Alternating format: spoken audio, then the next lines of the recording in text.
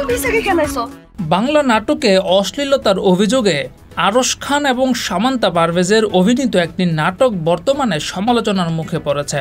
সামাজিক যোগাযোগ মাধ্যমগুলোতে এই নাটকের একটি দৃশ্য নিয়ে চরম সমালোচনা হচ্ছে। সম্প্রতি মুক্তি পেয়েছে আরশ খান এবং সামান্তা পারভেজের অভিনীত নাটক রাজা রানীর গল্প।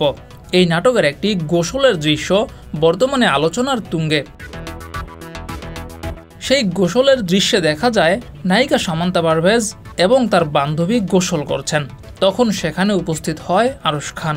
সঙ্গী মেয়েটি ততক্ষণে চলে গেলেও দুই নায়ক নায়িকার রোমান্টিক দৃশ্য চলতে থাকে স্ক্রিনে। পানির মধ্যে ভেজা কাপড়, স্বাভাবিকভাবেই নায়িকাকে প্রদর্শন করানোটাই ছিল এই দৃশ্যের মুখ্য উদ্দেশ্য। সুরসুরি টাইপের এই দৃশ্য চলে প্রায় 1.5 মিনিটের মতো।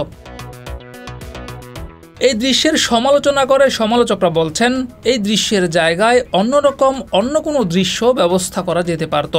বিষয়টি নিয়ে এখন অনলাইন দুনিয়ায় চলছে সমালোচনার ঝড়।